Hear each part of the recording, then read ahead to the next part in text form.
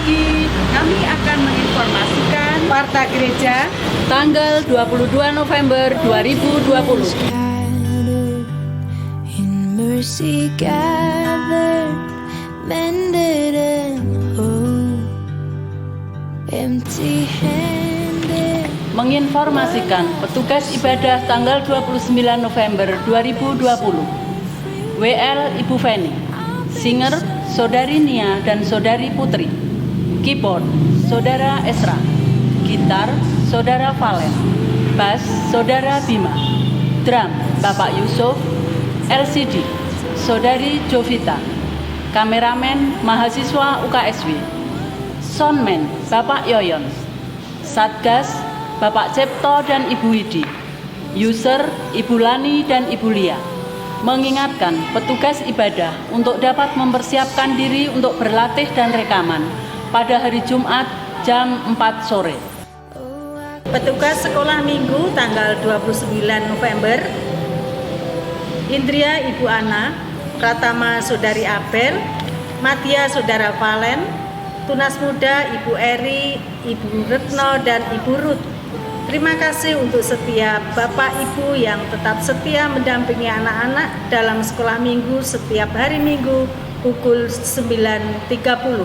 Menginformasikan untuk petugas jam doa 25 November 2020, worship leader Ibu Lani, musik Saudara Bima dan Saudara Filia, firman Tuhan Ibu Christine, kameraman mahasiswa UKSW.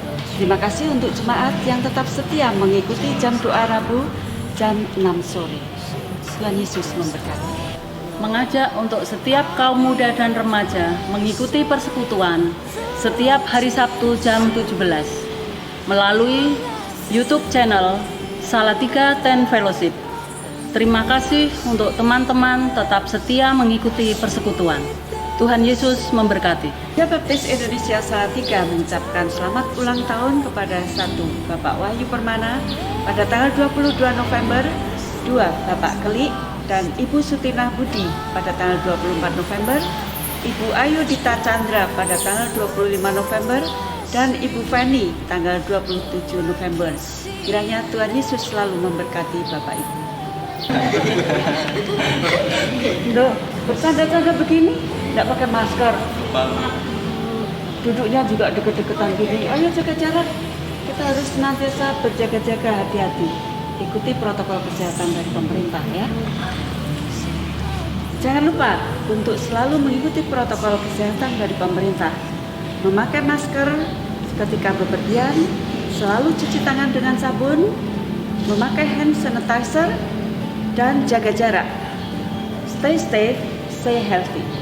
Terima kasih untuk setiap dukungan dan doa yang diberikan, Termasuk untuk like dan mengikuti channel gereja.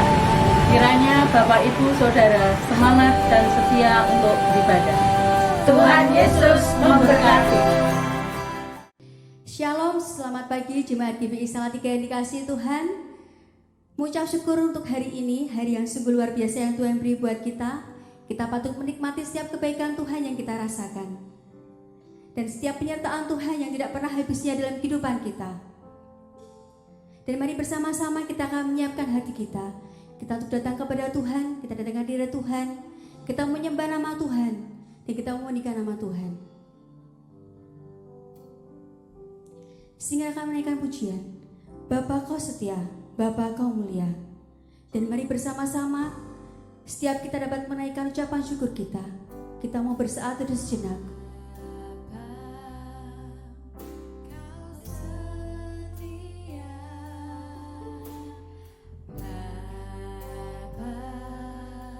Kita mau menyembah Tuhan kita. Terima kasih Tuhan untuk kebaikan yang Kau berikan buat kami.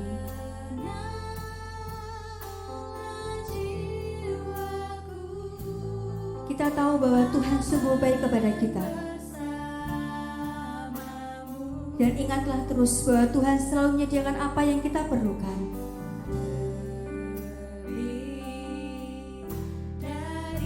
Dan apa yang Tuhan berikan buat kita selalu tepat waktu. Kita patut mengingat itu. Tidak pernah terlalu cepat setiap apa yang Tuhan berikan kepada kita. dan tidak pernah terlambat apa yang Tuhan sediakan buat kita. Kita akan pujikan bersama-sama. Kau selalu tunjukkan kasih setiamu Tuhan buat kami. Kau tunjukkan kasih setiamu, Kau menyediakan yang ku perlu. Kau setia, Kau mulia, dulu, sekarang, dan selamanya. Kau tunjukkan kasih setiamu, Kau menyediakan yang ku perlu. Kau setia, Kau mulia, Bapa, Kau setia. Kita akan pujikan bersama-sama dari awal. Bapa, Engkau setia. Bapa, Kau setia. Bapa, Kau mulia. Tenanglah jiwaku, aman bersamamu. Benar Tuhan, lebih dari harta, lebih dari harta, Kaulah segalanya. Tenanglah jiwaku dalam hadiratmu. Kau tunjukkan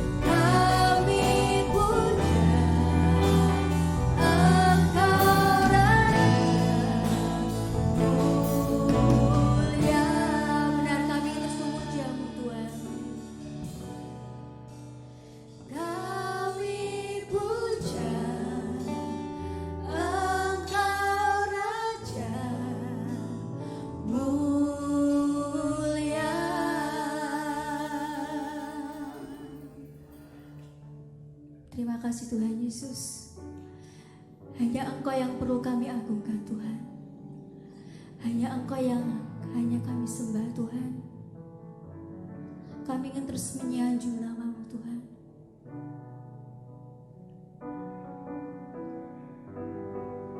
Engkau Allah yang kudus Tuhan. Terima kasih Tuhan untuk hari yang sungguh luar biasa yang Kau berikan buat kami semua. Bukti penyertaan kesehatan yang Kau berikan buat kami Tuhan. Kami sungguh bersyukur untuk itu Tuhan. Karena kami dapat kembali bersama-sama beribadah pada pagi hari ini.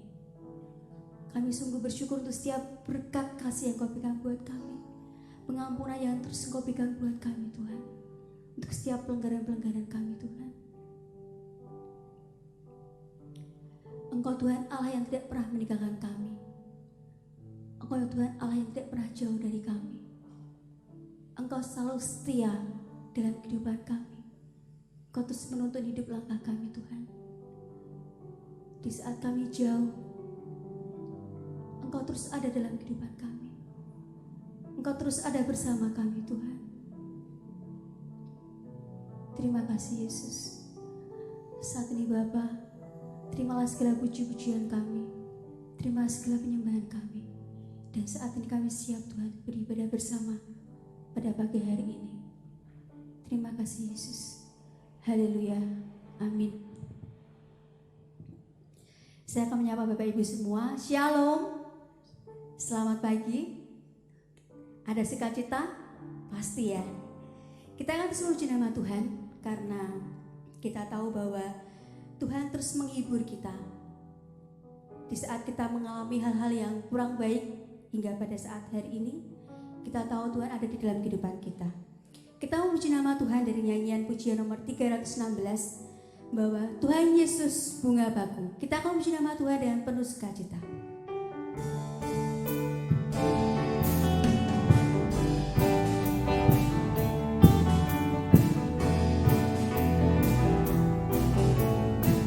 Kita puji bersama-sama ya.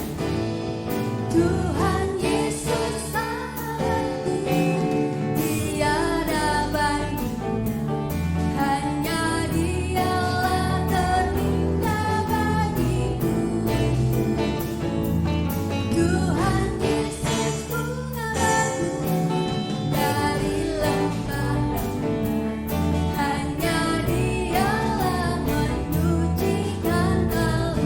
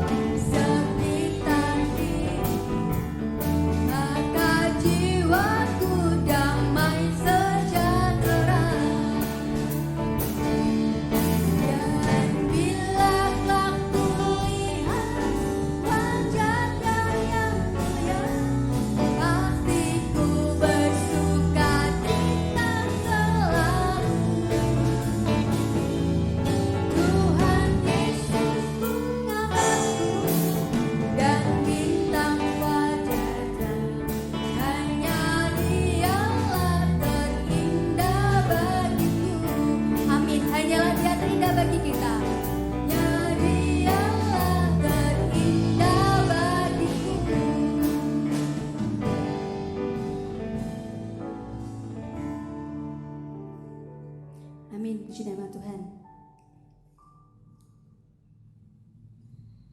Pada pagi hari ini kita akan kembali mengembalikan apa yang menjadi milik Tuhan. Kita akan memberikan melalui persembahan dan perpuluhan. Bapak Ibu bisa menyiapkan. Kita akan berikan dengan penuh sukacita pada pagi hari ini karena Tuhan Yesus terus dan masih akan terus memberkati kita. Dan pagi hari ini doa persembahan akan dipimpin oleh Ibu Rika. Mari kita berdoa. Tuhan Yesus, selamat pagi, mengucap syukur Tuhan karena kasih setiamu Kau izinkan kami untuk kami dapat bersekutu di tempat-Mu ini. Ini sedikit persembahan kami Tuhan, terimalah dengan penuh sukacita. Biarlah persembahan ini bisa digunakan sebaik-baiknya Tuhan di dalam gereja-Mu ini. Kiranya Kau selalu membuka hati kami untuk terus bersekutu dengan-Mu. Inilah Tuhan doa yang jauh dari sempurna kami panjatkan melalui Putra-Mu yang kudus Tuhan kami Yesus Kristus. Haleluya, amin. Amin. Di dalam Mazmur 37 ayat 3-5 mengatakan, percayalah kepada Tuhan dan lakukanlah yang baik. Diamlah di negeri dan berlakulah setia. Dan bergembiralah karena Tuhan, maka Ia akan memberikan kepadamu apa yang diinginkan hatimu. Serahkanlah hidupmu kepada Tuhan dan percayalah kepadanya, dan Ia akan bertindak. Amin. Bersama-sama kita akan menyiapkan hati kita untuk kita mendengar firman Tuhan yang akan disampaikan oleh Pendeta Muda Samuel. Satu pujian kita akan pujikan bersama-sama, bahwa Tuhan tahu apa yang dalam kehidupan kita, dan Tuhan akan terus menampung air mata kita di dalam kesusahan kita. Satu hal yang Tuhan minta, Tuhan ingin kita berserah kepadanya, menyerahkan apa yang menjadi pergumulan kita, menjadi beban kita. Dan kita tahu bahwa Tuhanlah penolong kehidupan kita. Kita akan berjuang bersama-sama.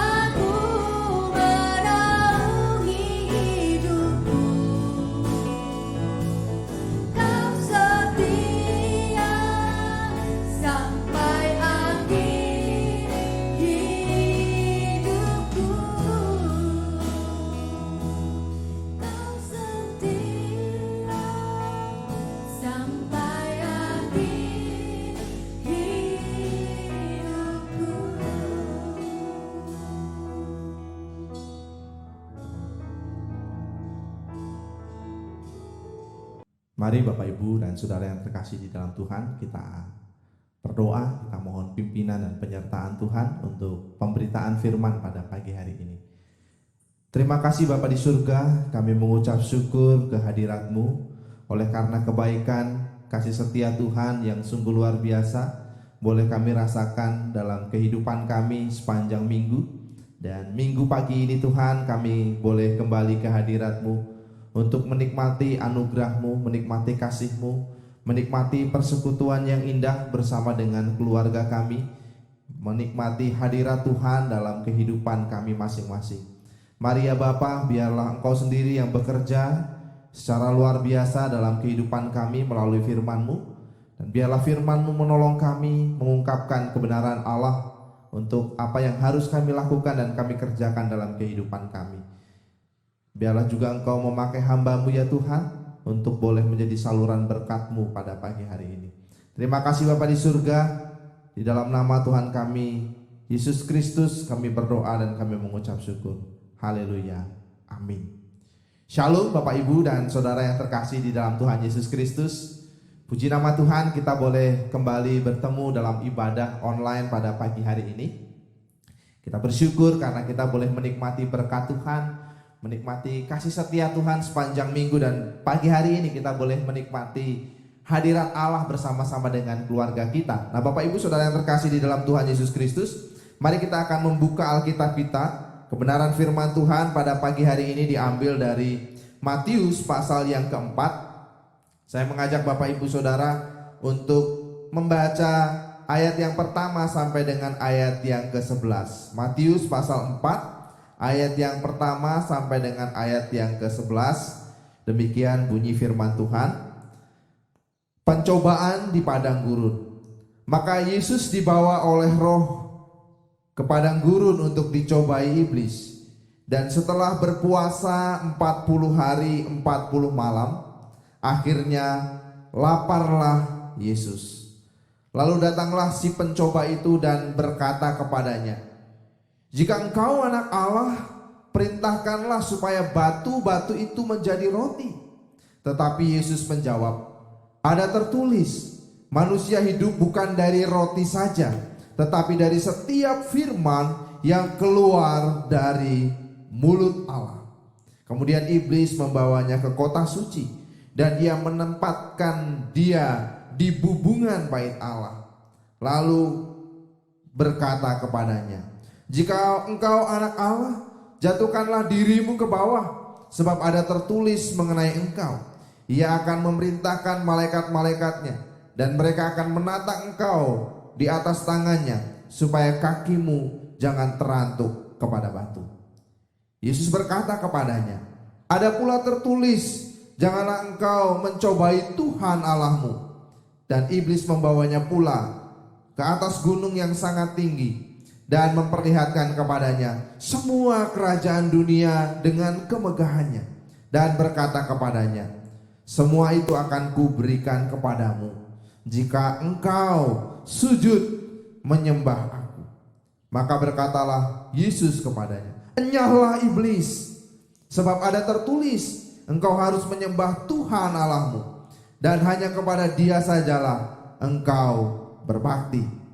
Lalu iblis meninggalkan dia, dan lihatlah malaikat-malaikat datang melayani Yesus. Nah Bapak Ibu Saudara yang terkasih di dalam Tuhan, tema dari kebenaran firman Tuhan pada pagi hari ini adalah menang atas pencobaan. Nah saudara yang terkasih di dalam Tuhan Yesus Kristus, kalau kita memperhatikan teks kita pada hari ini di dalam Injil Matius pasal yang keempat ayat yang pertama sampai dengan ayat yang ke-11, kita bisa melihat bagaimana Yesus pada waktu itu dibawa ke padang gurun untuk mengalami pencobaan. Tapi kalau kita memperhatikan teks kita dengan teliti, kita akan dikejutkan dengan apa yang Matius katakan di dalam ayat yang pertama. Di situ dikatakan demikian, "Maka Yesus dibawa oleh Roh ke padang gurun untuk dicobai iblis." Saudara perhatikan keterangan Matius di ayat yang pertama. Di situ tidak hanya menunjukkan kepada kita bahwa ayat ini adalah ayat pembuka atau ayat pendahuluan dari pasal yang keempat,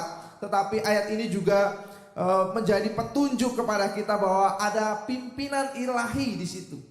Ya, di situ dikatakan Yesus dibawa oleh Roh menuju ke padang gurun. Dan bukan hanya pimpinan ilahi, tetapi ayat itu juga menunjukkan kepada kita bahwa ada sebuah tujuan ilahi ketika Yesus dibawa ke padang gurun. Ya, tujuan ilahinya adalah Yesus dibawa ke padang gurun untuk dicobai oleh iblis. Nah, saudara-saudara yang terkasih di dalam Tuhan Yesus Kristus, luar biasa. Jelas sekali apa yang dikatakan oleh Matius kepada kita bahwa bagian firman Tuhan ini ingin menunjukkan kepada kita bahwa pencobaan di padang gurun, pencobaan yang dialami oleh Yesus di padang gurun, bukan sebuah peristiwa yang terjadi secara kebetulan.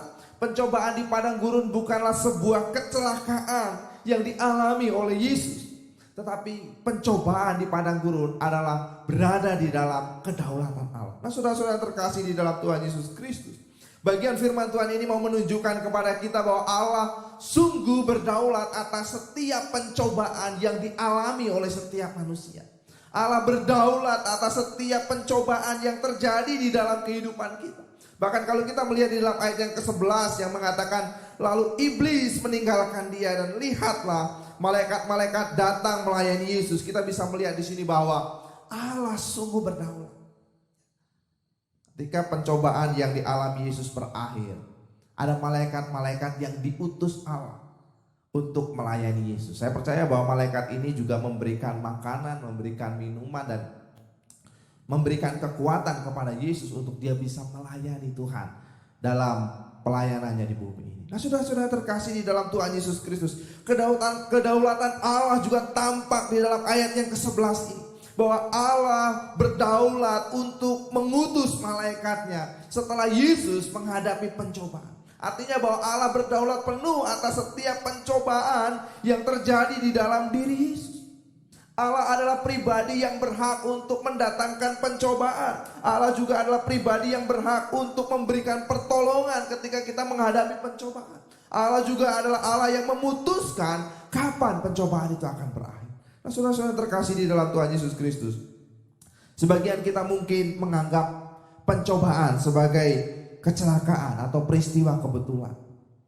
Atau bahkan sebagian kita menjadi ragu dengan peristiwa-peristiwa pencobaan atau peristiwa-peristiwa yang kacau dan menganggap itu tidak memiliki tujuan yang indah di dalam Tuhan. Bahkan ada banyak orang yang menjadi putus asa ketika dia menghadapi berbagai-bagai macam pencobaan. Nah, saudara-saudara terkasih di dalam Tuhan Yesus Kristus, tetapi melalui bagian firman Tuhan pada pagi hari ini kita diingatkan bahwa Allah kita adalah Allah yang berdaulat atas setiap pencobaan yang terjadi di dalam kehidupan kita. Ada kedaulatan Allah dalam setiap pencobaan yang terjadi dalam kehidupan kita. Kalau kita membaca di dalam kitab Ayub secara khusus, kita bisa melihat bahwa Allah berdaulat atas setiap pencobaan yang terjadi dalam kehidupan Ayub.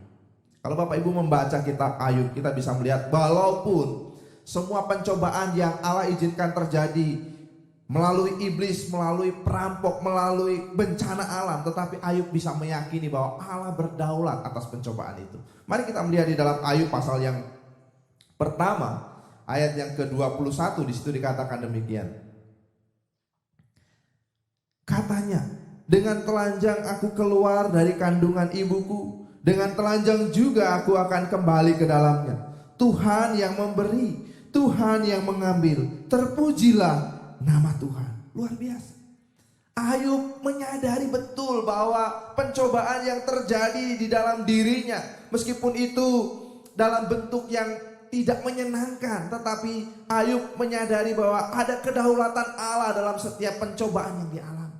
Bahkan di dalam Ayub 42 ayat yang kedua, Ayub mengatakan bahwa Allah tidak pernah gagal dalam rancangannya.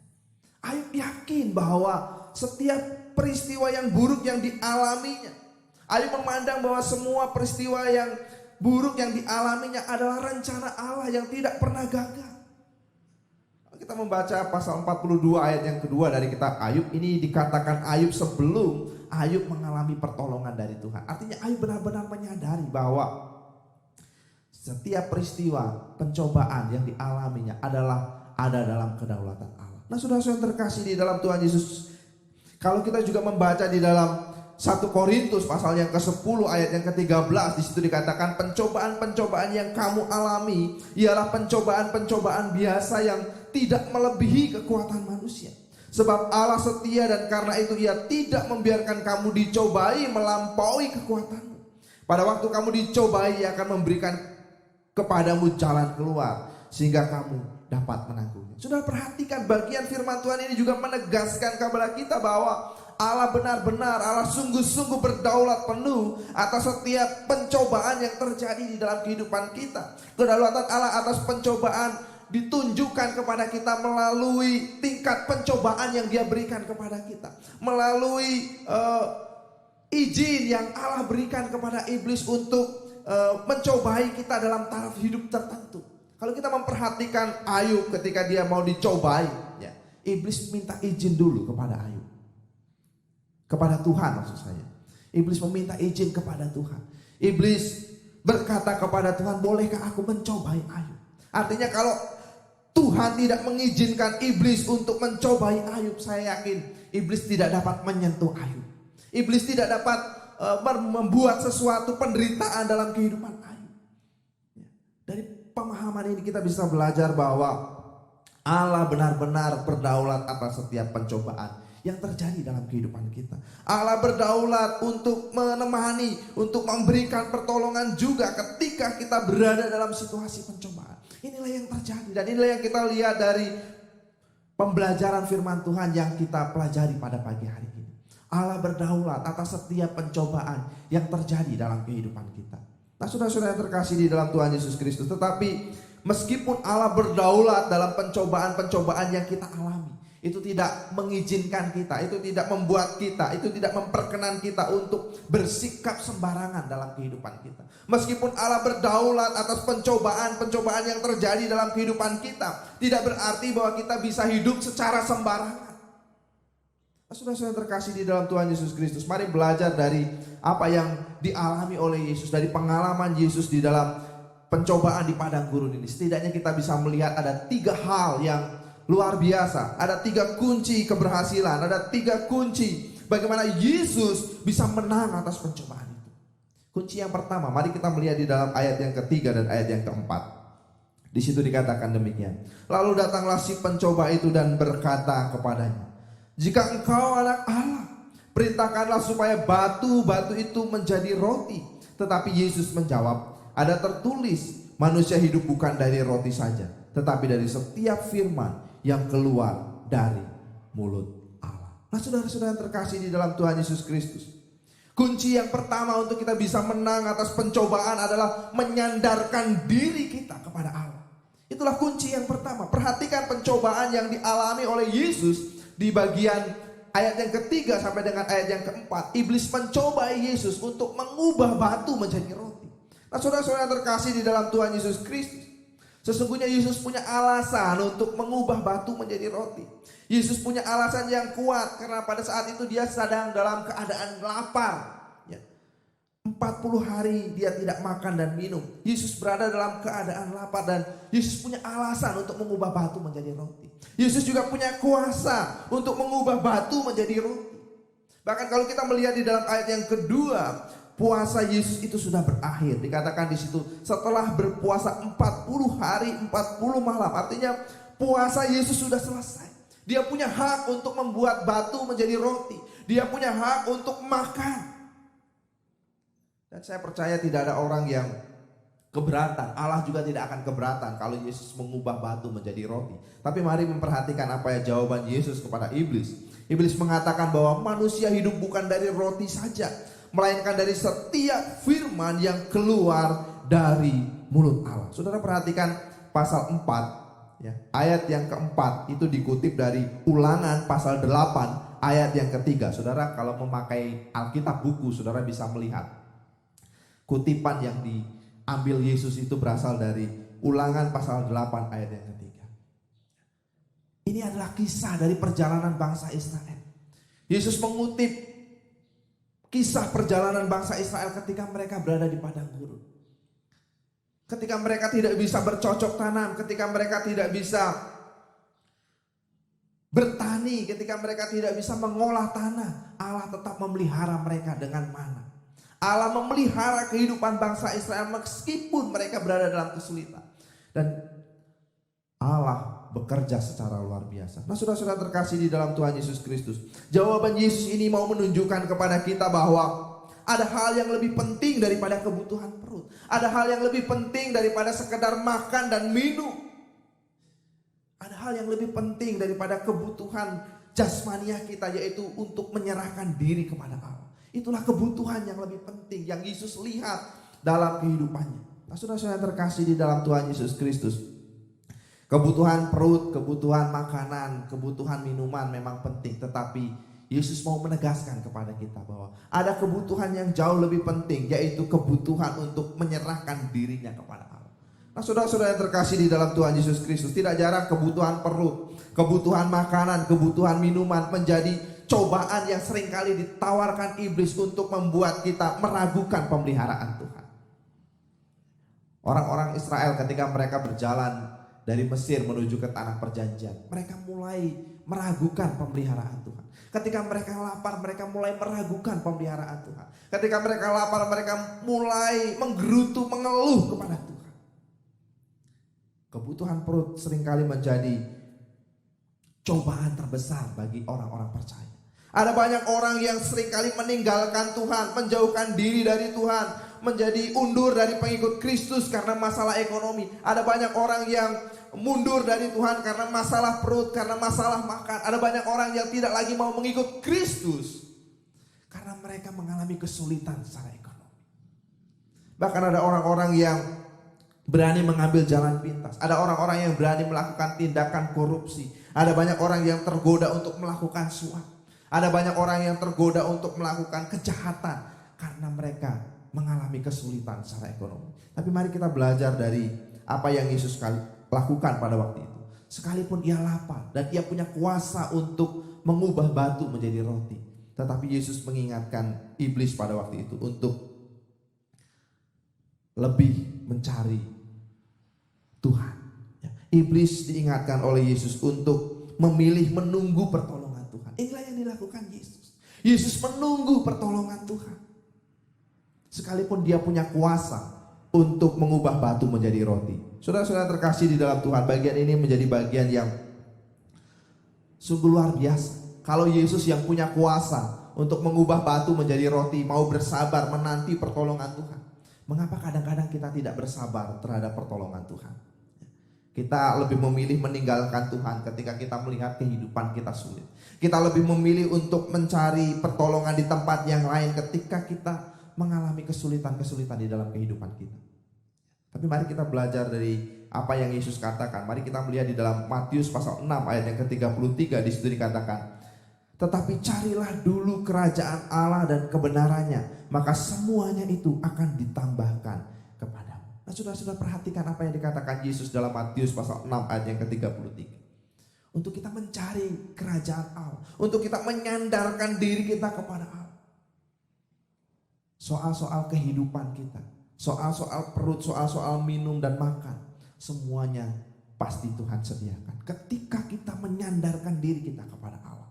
Jadi langkah pertama atau kunci pertama untuk kita bisa menang atas godaan adalah kita belajar menyandarkan diri kita kepada Allah. Kunci yang kedua adalah kita belajar untuk tidak mencobai Tuhan. Ya, mari kita memperhatikan di ayat yang ke-5 sampai dengan ayat yang ke-7 dari Matius pasal yang ke-4. Di situ dikatakan demikian.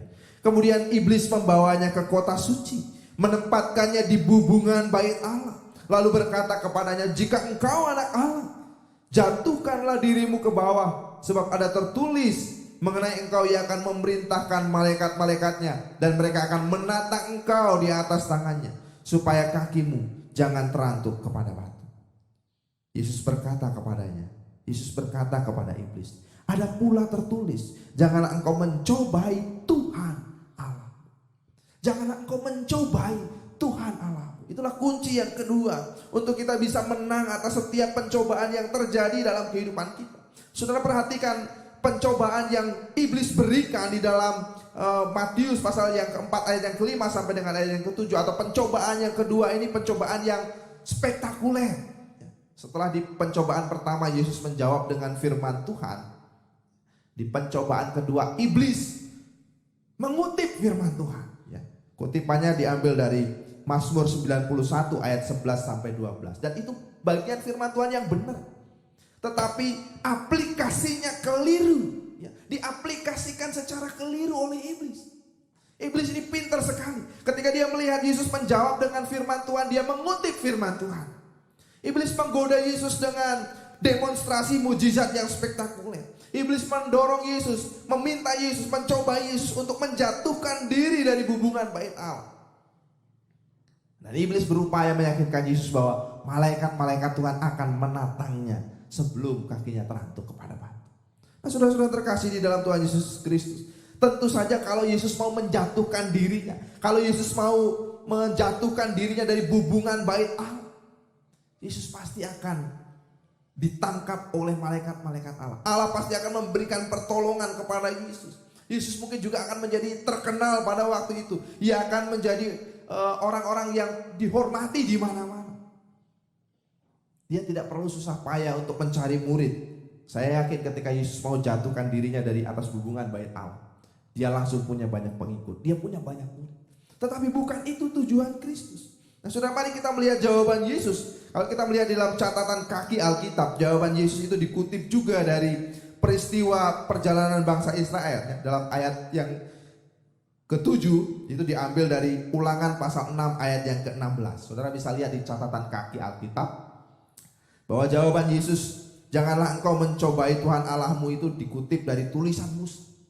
Dari Ulangan pasal yang ke-6 ayat yang ke-16. Nah, saudara-saudara yang terkasih di dalam Tuhan Yesus Kristus, dan kalau kita memperhatikan konteks dalam Ulangan pasal yang ke-6 ayat yang ke-16, bagian itu adalah peristiwa ketika orang-orang Israel berada di masa dan mereka mengalami kekurangan air.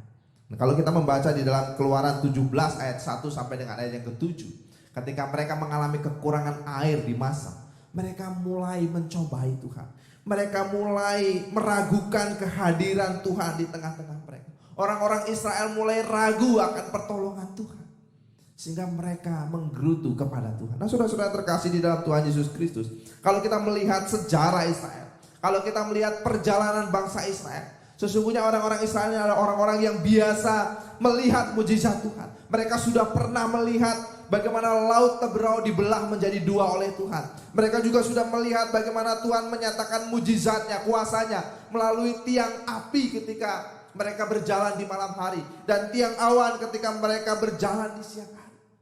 Mereka juga sudah melihat bagaimana Tuhan menolong mereka dengan mana. Mereka juga melihat bagaimana Tuhan menolong mereka dengan adanya burung puyuh ketika mereka membutuhkan daging. Tetapi ketika mereka membutuhkan air, ketika mereka kekurangan air, mereka mulai ragu akan kuasa Tuhan. Mereka mulai mencobai Tuhan. Nah, saudara-saudara yang terkasih di dalam Tuhan Yesus Kristus, dari peristiwa yang terjadi dalam kehidupan bangsa Israel, kita bisa belajar bahwa orang yang mencobai Tuhan adalah orang yang menuntut Allah untuk membuktikan sesuatu. Inilah yang dilakukan bangsa Israel. Mereka menuntut Allah untuk membuktikan kuasanya di tengah-tengah mereka membutuhkan air. Orang yang mencobai Tuhan berarti orang yang meragukan pertolongan Tuhan dengan cara memaksa Tuhan, memanipulasi Tuhan untuk menunjukkan kuasanya. Nah, saudara-saudara terkasih di dalam Tuhan Yesus Kristus, inilah yang sedang iblis tawarkan kepada Yesus. Inilah yang sedang iblis coba lakukan kepada Yesus. Tapi mari kita melihat dengan tegas Yesus menolak ajakan iblis. Dengan tegas Yesus menolak iblis dan mengatakan, janganlah kamu mencobai Tuhan. Nah, saudara-saudara terkasih di dalam Tuhan Yesus Kristus, bagi Yesus janji Allah itu bukan untuk diuji, melainkan untuk dipercayai. Bagi Yesus janji Allah bukanlah alat untuk mengontrol Tuhan. Nah, saudara-saudara terkasih di dalam Tuhan Yesus Kristus, seberapa banyak di antara kita yang seringkali membuat percobaan dengan kuasa ilahi. Ada banyak orang Kristen yang sengaja mencari bahaya atau sengaja tidak menghindar dari bahaya, tetapi seringkali minta pertolongan Tuhan. Nah, saudara terkasih di dalam Tuhan Yesus Kristus, suatu kali ada seorang pendeta yang tinggal di sebuah kota, dan suatu ketika kota tempat tinggal Pak Pendeta ini mengalami banjir. Banjirnya cukup besar Dan warga-warga sudah mulai dievakuasi. Rumah-rumah sudah mulai tenggelam. Pak pendeta ini diajak oleh warga untuk, ayo Pak, kita mengungsi. Banjirnya cukup besar. Rumah-rumah mulai tenggelam. Tapi Pak pendeta ini menjawab, tidak. Saya tidak akan mengungsi. Karena saya percaya bahwa Tuhan pasti akan menolong saya. Banjirnya semakin tinggi, semakin tinggi. Beberapa regu penyelamat membawa perahu karet untuk mendatangi Pak pendeta ini dan mengatakan, Pak pendeta, di ujung jalan sana rumah sudah terbenam. Banjir, debit air semakin tinggi. Ayo kita pergi. Pak pendeta ini dievakuasi, ingin dievakuasi oleh orang-orang yang punya perhatian. Tetapi Pak pendeta ini juga sekali lagi mengatakan kepada orang yang membawa perahu karet ini, tidak. Saya percaya Tuhan pasti akan menolong saya. Banjir semakin tinggi, Pak pendeta naik ke loteng, naik ke atap, air juga semakin tinggi. Tidak lama helikopter datang untuk menjemput Pak pendeta ini. Pak pendeta segera naik ke helikopter. Banjir semakin tinggi, debit air semakin tinggi, semakin besar. Rumah-rumah sudah terbenam. Rumah Pak pendeta juga pasti akan terbenam. Tapi Pak pendeta ini menolak untuk ditolong. Tidak. Dia berkata kepada regu penyelamat itu, saya percaya Tuhan pasti menolong. Saya percaya Tuhan pasti menyelamatkan saya dari banjir ini. Helikopter itu segera meninggalkan rumah Pak pendeta. Dan tidak lama setelah itu, banjir terus tinggi. Dan Pak pendeta ini tenggelam, hanyut dalam banjir, mati karena banjir. Nah saudara-saudara terkasih di dalam Tuhan Yesus Kristus, tindakan pendeta ini bukanlah tindakan beriman, tetapi tindakan mencobai Tuhan. Mungkin ini hanya cerita ilustrasi, hanya contoh saja, tapi seringkali itu terjadi juga dalam kehidupan kita. Saudara dan saya seringkali mencobai Tuhan. Berapa banyak di antara kita yang lemah dalam perzinahan, tapi seringkali kita bermain dengan lawan jenis kita. Orang yang bukan suami, bukan istri kita. Tidak jarang kita lemah dalam hal dosa seksual, tapi kita seringkali melakukan pelanggaran-pelanggaran seksual. Sengaja membuka internet, gambar-gambar porno, ya. Dan itulah yang kita lakukan. Ada banyak orang yang lemah dalam fitnahan, tapi sengaja bergaul dengan tukang gosip. Itu namanya bukan tindakan beriman, tetapi sesungguhnya adalah kita sedang menguji atau mencobai Tuhan. Nah saudara-saudara terkasih di dalam Tuhan Yesus Kristus, bahkan di tengah pandemi ini ada orang atau bahkan hamba Tuhan yang mengatakan bahwa Tuhan kita adalah Tuhan yang berkuasa atas virus corona. Tidak perlu kita pakai masker dan lain sebagainya.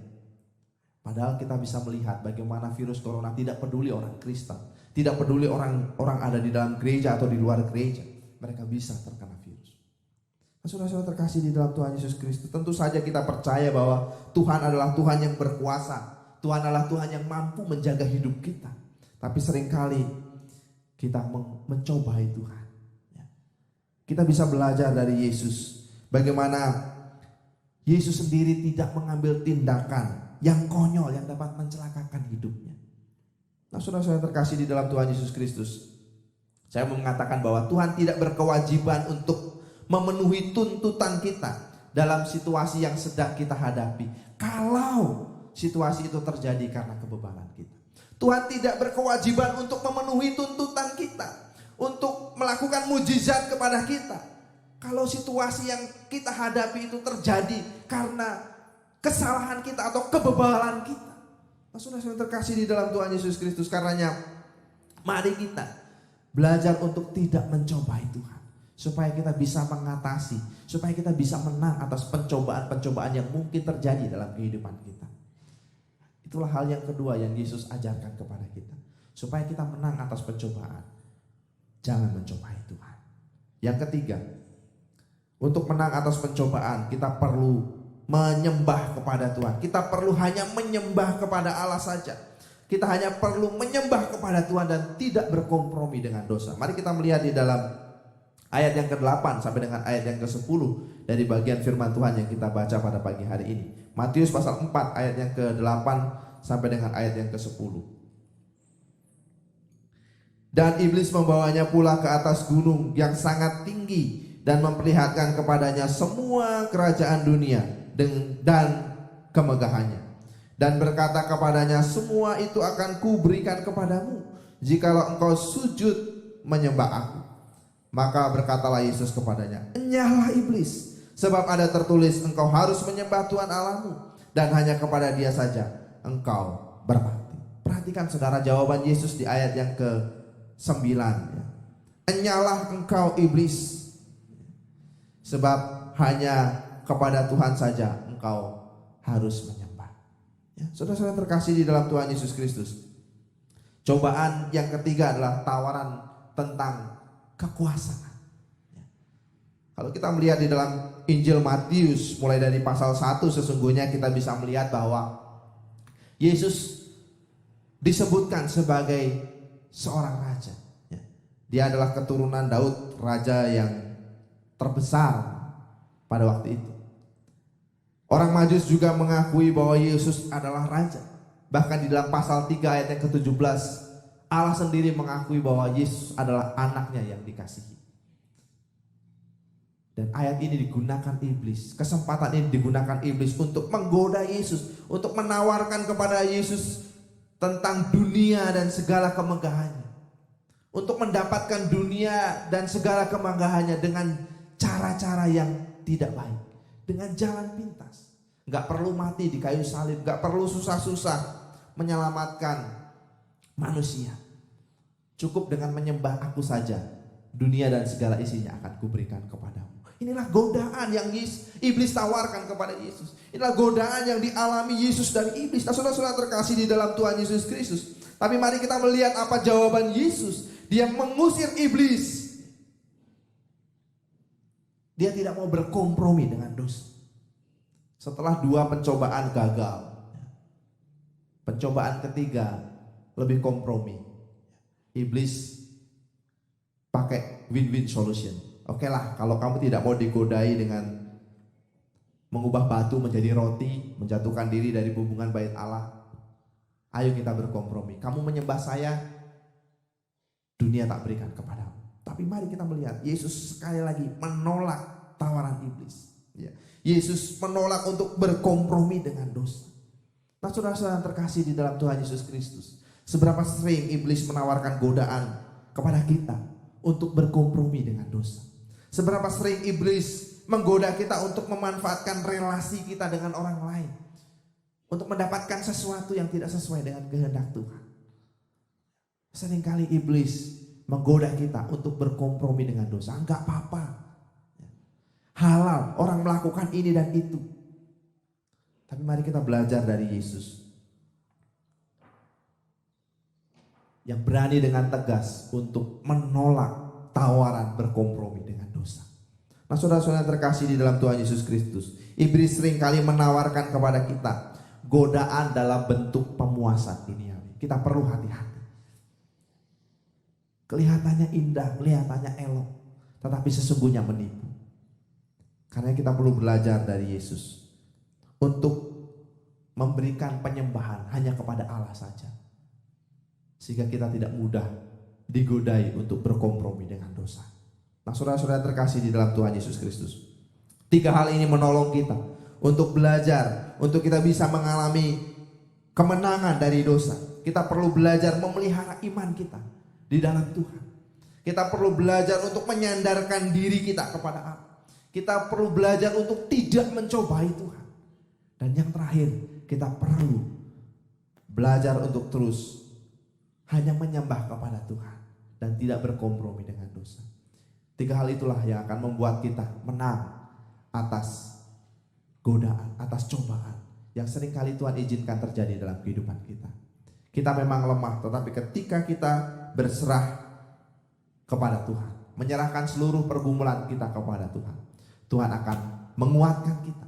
Tuhan akan memampukan kita untuk menang melawan setiap pencobaan yang iblis seringkali lakukan dalam kehidupan kita. Amin. Mari kita akan tunduk kepala. Kita akan berdoa bersama-sama. Mari Bapak Ibu yang terkasih dalam Tuhan, kita meresponi kebenaran firman Tuhan pada pagi hari ini. Bersyukur karena Allah mengerti, Allah peduli dalam setiap pergumulan yang terjadi dalam kehidupan kita. Mari naikkan pujian ini bersama-sama. Katakan, Allah mengerti, Allah peduli.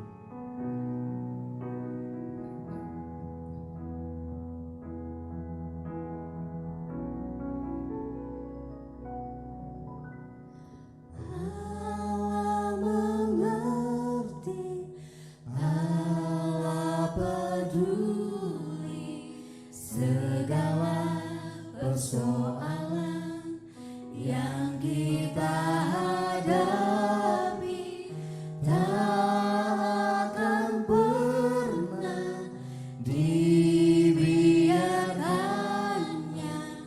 Ku bergumul sendiri sebab Allah mengerti, Allah peduli.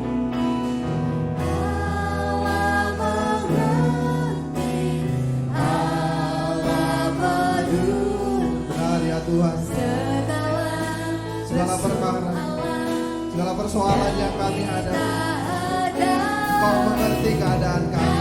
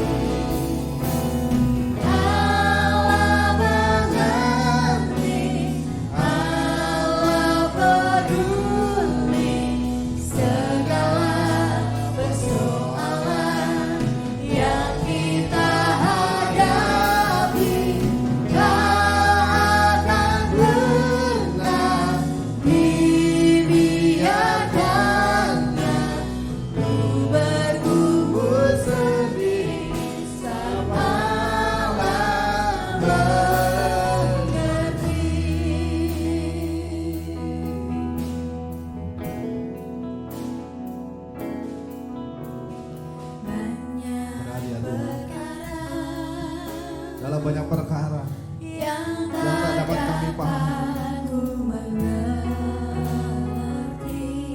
Kau hadir di tengah-tengah kami, ya Yesus. Mengapakah harus terjadi di dalam kehidupan ini? Satu perkara yang ku simpan dalam hati,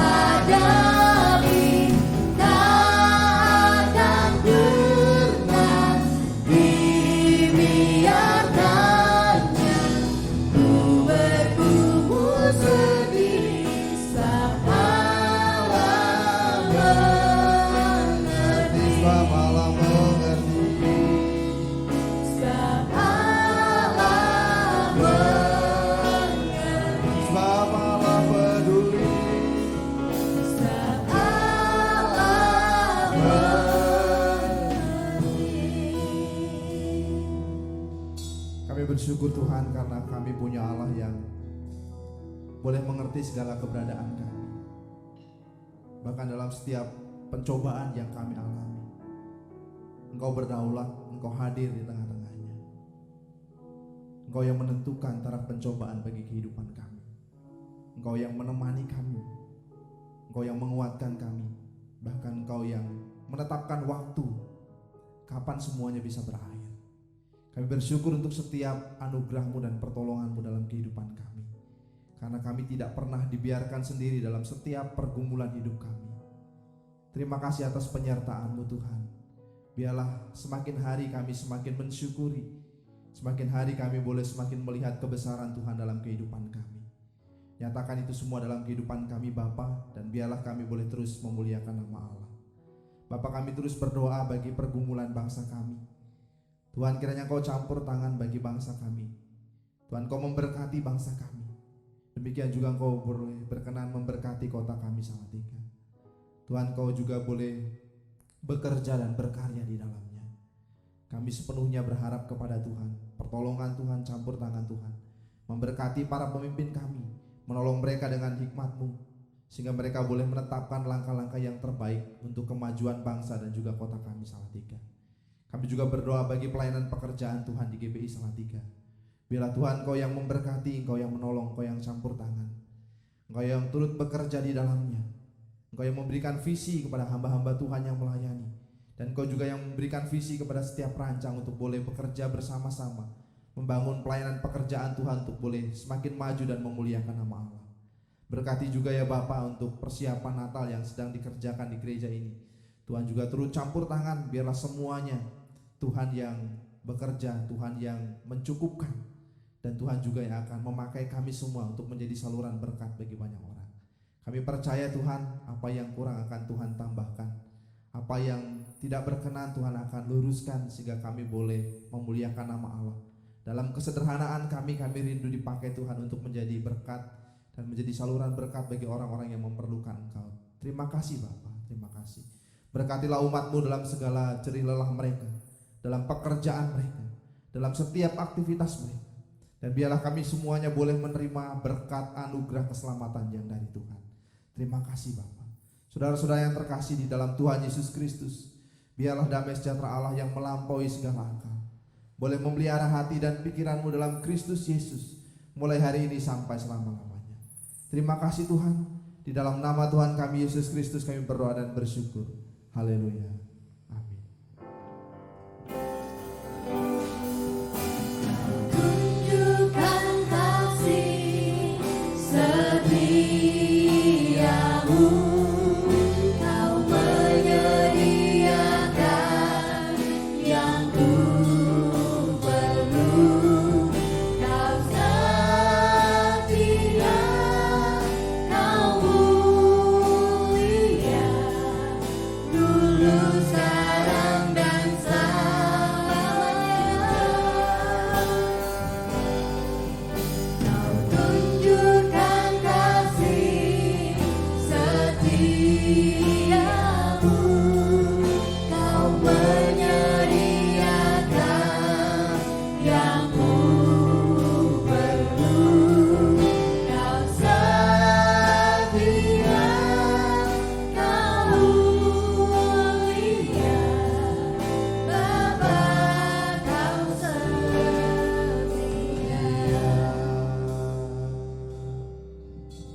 Selamat hari Minggu, Tuhan Yesus memberkati. Amin.